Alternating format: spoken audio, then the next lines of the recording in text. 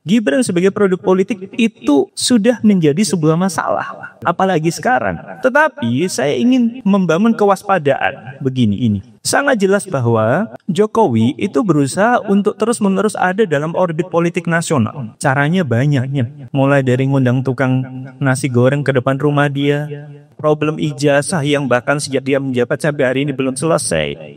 Lalu sekarang muncul Gibran, arahnya kemana-mana? Saya ingin meletakkan bahwa diskusi ini tidak sedang diarahkan ya untuk menggaungkan nama Jokowi dan Gibran terus-menerus sampai 2029. Saya juga nggak ingin membawa diskusi ini untuk memberi keuntungan politik pada Prabowo, karena jelas bahwa kekuasaan Prabowo terancam oleh Gibran. Jadi Gibran itu tidak hanya menjadi sebuah produk politik yang bermasalah secara Prabowo, tidak hanya membawa masalah secara etis, tapi juga memberi ancaman pada Prabowo, dan itu yang kita lihat hari ini. Saya mulai dulu dari pertanyaan yang menjadi salah satu inti diskusi kita ya. Apakah memajukan Gibran itu adalah sesuatu yang mungkin? Dalam politik nyaris nggak ada yang nggak mungkin. Tapi kalau itu dilakukan dengan menabrak konstitusi, ya kita tidak akan lagi mendapati suatu negara yang demokratis, ya. Saya tunjukkan beberapa hal. Pertama begini, terutama sejak Gus Dur ya, ada kekhawatiran bahwa presiden itu dapat dengan mudah dimakzulkan oleh pada akhirnya MPR atas alasan-alasan politik yang sangat subjektif, dan itu berbahaya.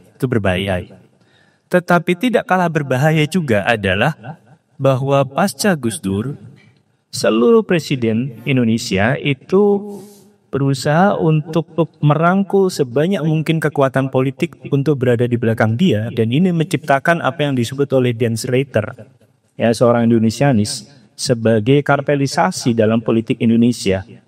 Dan itu yang kita dapati hari ini. Jadi situasi Gerhana Matahari yang tadi digambarkan Via itu adalah produk proses kartelisasi yang kita alami dalam konteks politik Indonesia, yang di dalamnya partai-partai itu sebenarnya punya kepentingan tunggal, ya. Untuk apa? Untuk mendistribusikan patronase di antara mereka, ya, dengan cara menggerogoti mulai dari keuangan negara, ya, bekerja efektifnya lembaga-lembaga negara dan seterusnya. Itu problem pokoknya. Tapi untuk membahas ini, saya sebenarnya tidak terlalu tertarik untuk membawanya pada pernyataan forum Purnawirawan Prajurit TNI, ya, forum Purnawirawan Prajurit TNI. Saya nggak terlalu tertarik untuk membawa itu ke sana. Kenapa, Pak? Nomor satu, semua yang di sini itu sudah mempersoalkan Gibran dan sejak pencalonan. Iya. Jadi dan saya pikir banyak orang lain melakukan itu. Ya, ketika elit-elit politik diam, ya, kita kan waktu itu mempertanyakan bukan hanya tentang putusan berapa? 90 ya. Bukan hanya tentang putusan 90 MK, tapi tentang kemungkinan bahwa Gibran akan dijadikan sebagai calon presiden. Nanti saya masuk ke situ. Saya ngomong tentang 8 pernyataan itu dulu deh. Kita cek ya 8 pernyataan ini. Poin pertama, kembali ke UUD 45 asli sebagai tata hukum politik dan pemerintah. Bagi saya ini pasti menunjukkan bahwa forum itu ingin membawa kita ke masa lalu. Problem kita adalah bahwa hari ini kita gelap. Salah satu penyebab pentingnya adalah karena banyak sekali tatanan-tatanan kita itu yang dibawa ke masa lalu. Makanya muncul istilah Neo Orde Baru, ya, yang dimulai dari sejak Jokowi terutama. Ya, kalau kita kembali ke UUD 45 versi lama, maka sempurna sudah Neo Orba itu, gitu loh.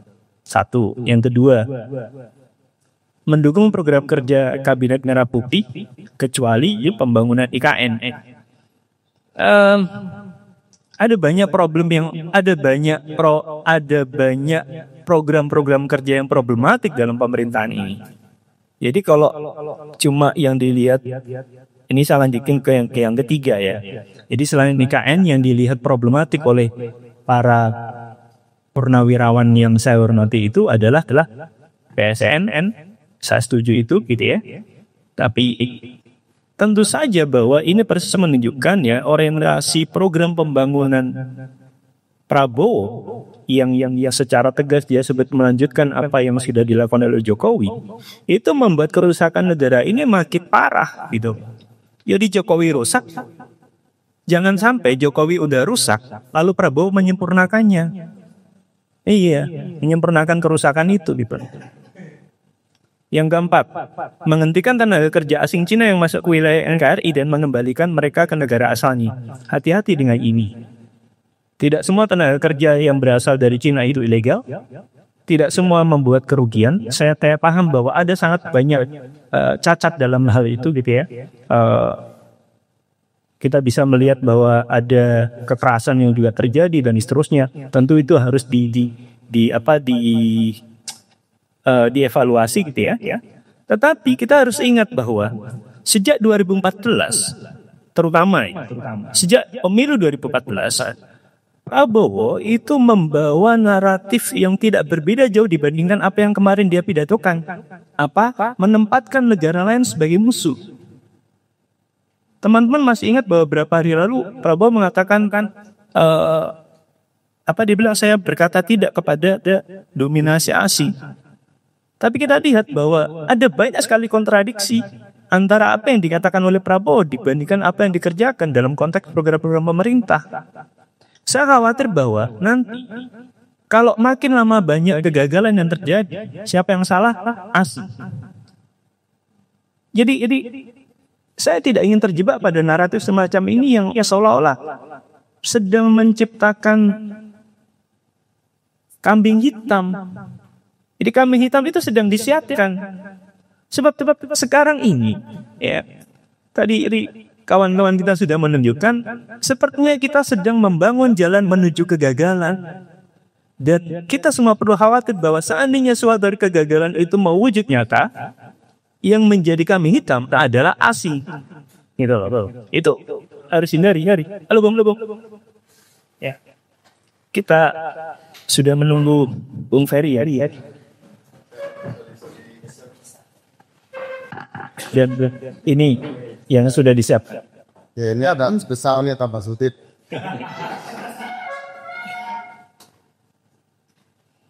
Ya, saya lanjutkan ya. Yang kelima nih dari pernyataannya Forum Purnawirawan. Pemerintah wajib melakukan penertiban pengelolaan pertambangan. Saya nggak setuju dengan ini. Ya, termasuk merujuk pada pasal 33 yang sebenarnya juga problematik gitu ya. Bung Ferry kita lebih lama itu. Nomor 6. Reshuffle kabinetnya. Saya nggak yakin bahwa reshuffle kabinet itu menjadi sebuah solusi. Teman-teman cek dari zaman Gus Dur, tidak satu pun reshuffle kabinet itu yang berhasil membuat kabinet menjadi bekerja lebih baik. Ada. Kenapa? Karena motif utama reshuffle kabinet itu tidak lebih daripada membangun keseimbangan baru supaya kekuasaan menjadi lebih stabil. Lagi pula, yang paling problematik dengan pemerintahan ini itu bukan kabinetnya, melainkan struktur teratas dalam kabinet itu. Siapa? Presiden dan wakil presiden.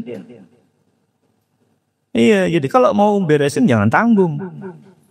Ya. Terus nomor 7, mengembalikan Polri pada fungsi Kamtibmas. Nah, ini bagian yang paling saya setujui. Ya, kita sudah melihat banyak sekali kerusakan sejak Jokowi memimpin negara ini. Nah, baru kemudian yang nomor 8 kan pemakzulan wakil presiden. Saya sekarang masuk ke situ. Tapi begini, saya mau berangkat dari pertanyaan Via itu tadi tentang matahari kembar. Selain tidak ingin terjebak untuk membawa persoalan ini dalam arus yang ingin dikembangkan oleh para purnawirawan TNI, enggak semuanya kan, ada 300-an ya, nggak salah. Selain itu, saya juga nggak ingin terjebak untuk membawa problem Gibran itu dalam konteks pertarungan politik antara Prabowo dan Jokowi. Kenapa? Begini. Saya nggak punya masalah dengan Gibran secara pribadi. Yang saya bahas adalah Gibran sebagai produk politik. Gibran sebagai produk politik itu sudah keliru sejak awal. Ya. Gibran menjadi wali kota Solo ketika bapaknya menjadi presiden. Kita tidak pernah mendapati hal semacam itu sebelum Jokowi. Tidak pernah. Apa artinya? Jokowi memberi sumbangan penting pada kerusakan yang terjadi hari ini. Jadi kalau Gibran hari ini dipersoalkan sebagai produk politik sekali lagi ya, bukan sebagai person. From the very first step, sejak awal, Gibran sebagai produk politik itu sudah menjadi sebuah masalah. Apalagi sekarang. Nah, tetapi saya ingin membangun kewaspadaan begini ini.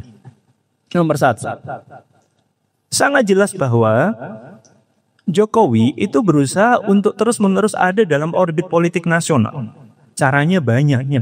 Mulai dari ngundang tukang nasi goreng ke depan rumah dia, ya, memberi hadiah kecil-kecil kepada, ya saya juga senang dikasih hadiah gitu ya, tapi tidak dengan cara merendahkan seperti itu yang sudah dia lakukan sejak menjabat presiden. Ya. Apalagi problem ijazah yang bahkan sejak dia menjabat sampai hari ini belum selesai. Lalu sekarang muncul Gibran, arahnya kemana?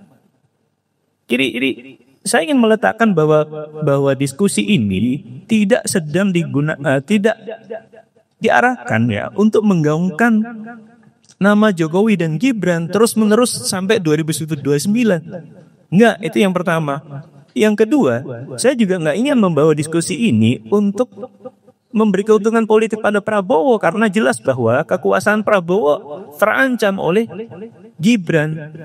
Jadi Gibran itu tidak hanya menjadi sebuah produk politik yang bermasalah secara utuh, tidak hanya membawa masalah secara etis, tapi juga memberi ancaman pada Prabowo, dan itu yang kita lihat hari ini.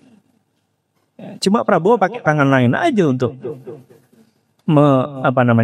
mencegah supaya Gibran tidak terus-menerus menjadi ancaman gitu. Dan kita semua paham mereka.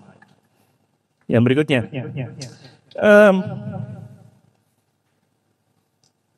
gimana kalau negara ini nggak punya wapres? Nggak masalah. Tahun 19 ini mungkin agak beda ya. 1956 Hatta mundur dari wakil presiden, kita baru punya wakil presiden 1967. Tapi itu konteksnya berbeda. Ya, itu nomor satu memang kita baru belajar bernegara. Ya, nomor dua, jelas bahwa teman-teman bisa baca dalam tulisan demokrasi kita yang ditulis oleh Hatta waktu itu ya. Memang kita punya masalah dengan demokrasi waktu itu. Contoh kedua, waktu Habibie jadi presiden, dia juga nggak punya wakil presiden. Tapi kita bisa lihat bahwa selain tekanan politik yang diberikan oleh publik waktu itu, Habibie juga kemudian kan melakukan beberapa terobosan yang kira-kira membuat dia safe secara politik paling tidak sampai tahun 99. Lalu yang berikutnya adalah bahwa kita bisa melihat ya kadang-kadang wapres itu. Jadi kalau hari ini matahari kembar atau gerhana matahari diakibatkan oleh Jokowi yang mencoba menutupi Prabowo gitu ya. Kita juga pernah punya problem mirip semacam itu ketika SBY dan JK ya. JK diberi kewenangan khusus. Demikian pula sebelumnya Gus Dur dan Megawati. Megawati diberi kewenangan khusus, dan itu meletakkan wapres sebagai sebuah ancaman. Jadi saya pikir kalau mau negara ini benar ya ketatanegaraan kita harus diatur bahwa misalnya kantor wapres itu bagaimana caranya tidak kelewat powerful. Sebab itu membahayakan, tidak hanya, saya sih nggak terlalu peduli kalau itu membahayakan presiden ya. Tapi saya peduli ketika itu membahayakan negara ini. Gitu loh. Ketika kantor wapres menjadi kelewat kuat, dia akan menjadi ancaman bagi presiden, dan itu problematik dalam konteks ketatanegaraan. Saya tidak ingin mengatakan bahwa kita kebiri aja wapres, bukan. Ya kita atur bagaimana baiknya gini. Lalu yang berikutnya, kerusakan politik hari ini. Ya, begini. Kalau tadi Bung Ubed sudah menunjukkan kepada kita bahwa di antara syarat penting, tadi Bung Ubed menyebut syarat pemazulan, tapi saya ingin mundur ini ya, Bung Ubed, yaitu ke syarat pencalonan. Mungkin dikonfirmasi nanti Pak ahli hukum ya. Di antara syarat pencalonan itu kan tidak tercela, tidak melakukan perbuatan tercela. Ya, tidak melakukan perbuatan tercela. Begini. Gibran problematik secara etik, iya. Tapi saya tanya deh sama semuanya. Apa perbuatan yang lebih tercela dibandingkan melanggar HAM? Itu tidak sekedar pelanggaran etis. Apa artinya bagi saya, ya, presiden dan wakil presiden adalah bagian dari problem yang tadi saya sebutkan. Ya, kita ini tidak bisa disederhanakan menjadi problem ketatanegaraan. Bukan berarti saya menganggap ketatanegaraan menjadi remeh, bukan. Tapi jauh lebih kompleks dibandingkan apa yang dibicarakan oleh orang mengenai problem ketatanegaraan. Gitu loh. Ini tentang bagaimana kita bernegara. Ya, bagi saya, situasi kompleks yang kita hadapi hari ini, ya, itu tidak lepas dari kenyataan bahwa negara ini terlalu sering abai terhadap hal-hal yang kadang-kadang jauh lebih esensial, tetapi tidak tercantum dengan terang, baik dalam undang-undang, dalam undang-undang dasar atau produk-produk hukum lain nih. Apa artinya? Ya, produk hukum kita ditafsirkan sebagai benda mati. Kalau itu yang terjadi, ya, bayangkan UUD 45 itu bukan UUD yang sempurna pada saat itu. Ya, tapi kita pernah punya demokrasi yang sangat hidup sebelum tahun 56, 57. Ya, sebelum 57 demokrasi terpimpin. Sekarang demokrasi kita hanya hidup dalam permukaan ketika elit-elit politik bisa berkoar-koar gitu ya, membawa isu politik ke sana kemari, tapi kenyataannya tadi Via tunjukkan ada rasa terancam kan? Ada rasa terancam. Siapa yang hari ini nggak merasa terancam? Ya, saya nggak tahu. Itu anak ITB ditangkap beneran nggak? Mim itu ya. Iya, ditangkap ya. Nah, itu kan bagaimana meletakkan itu? Belum lama Mahkamah Konstitusi mengatakan bahwa tidak masalah kalau Anda memberikan suara Anda terhadap pejabat negara ya, dan institusi ya. Iya. Kalau hal-hal semacam itu dianggap sebagai problem yang sangat mengganggu. Ya. Begini, apakah itu gangguan? Mungkin ya. Saya mungkin juga termasuk yang terganggu dengan gambar itu. Tetapi tidak semua gangguan itu kemudian diletakkan sebagai ancaman terhadap negara yang harus kemudian diberikan tindakan hukum. Coba lihat ya. Ini mumpung juga tadi sudah disebutkan ya, kita kan menjelang 21 Mei. Begini. Ada tindakan-tindakan yang secara sistematis itu dilakukan untuk menghapus fakta-fakta sejarah. Nggak percaya? Nomor 1. Kementerian Sosial ingin mengusulkan untuk ketiga kalinya setelah ditolak tahun 2010 dan 2015 Soeharto sebagai calon pahlawan. Apakah Soeharto punya jasa terhadap negara ini? Betul. Tapi saya mengatakan bahwa kerusakan yang dibuat oleh Soeharto selama 32 tahun itu jauh lebih menggiriskan kan. Jadi saya nggak kepingin bahwa ya luka yang diakibatkan oleh Soeharto yang membuat kolektivitas politik kita sebagai Indonesia itu tercederai kalah oleh glorifikasi pembangunanisme, bahwa pembangunan menghasilkan kebaikan, iya ya. Tapi Anda lupa bahwa sebagian pembangunan itu dilakukan dengan mengusur atau dilakukan dengan memenjarakan orang dan seterusnya. Nomor 2, ingat nggak pernyataan Yusril, Menteri, saking banyaknya menteri dan jabatan, saya Menteri Koordinator Hukum, HAM, Imigrasi dan Pemasyarakatan. Nah, mudah-mudahan saya nggak keliru. Tapi itu. Saya selalu lupa jabatannya, tapi saya ingat pernyataannya. Menjawab merespons pertanyaan wartawan. Apakah kekerasan 1998 tergolong dalam pelanggaran HAM? Nah, saya clear kok dengarnya, dia jawab enggak. Walaupun nggak lama kemudian dia mengatakan, oh itu karena saya nggak jelas pertanyaan wartawan, gitu ya. Nggak tahu apakah ada problem dengan pendengaran, kan? Kalau itu terjadi sih gampang ya, pergi ke dokter, gitu ya. Tapi kalau problem dengan ingatan itu bahaya. Itu bahaya. Sebab saya khawatir yang terjadi itu adalah upaya secara sistematis untuk menghapus sejarah. Nah ini mumpung menjelang 21 Mei 27 tahun yang lalu kita ya mengembangkan upaya untuk perubahan, dan coba lihat yang paling menikmati dari apa yang kita suarakan tahun 98 bukan Ubed, bukan Ray.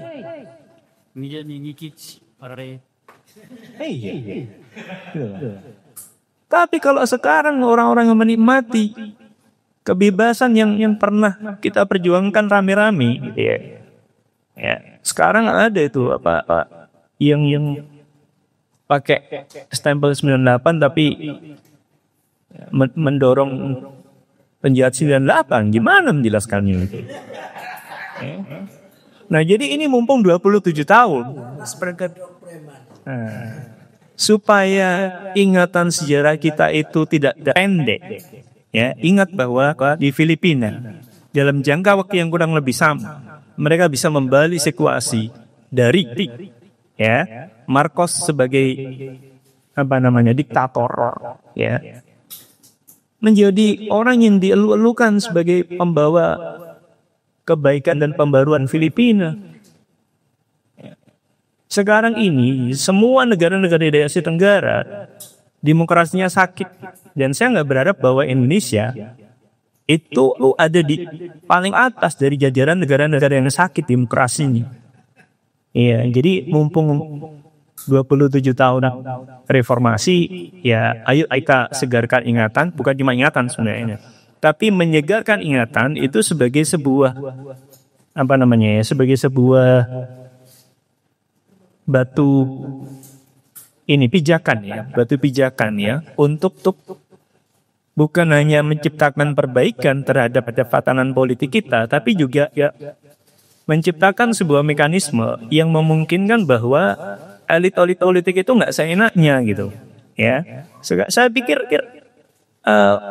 saya mau tegaskan sekali lagi bahwa kita tidak ingin terjebak dalam permainan politiknya Prabowo dan Jokowi, terutama ya dalam konteks untuk melihat kemungkinan pemajuan Gibran yang bagi saya sejak awal adalah produk keliru dari baik hukum maupun politik yang dikebawakan oleh ambisi kekuasaannya Jokowi. Jadi Pak Jokowi sudah cukup ya kerusakan yang Anda buat, jangan ditambah lagi. Pak Prabowo sudah cukup kerusakan yang dibuat oleh Pak Jokowi, jangan dilanjutkan apalagi disempurnakan kerusakannya. Terima kasih.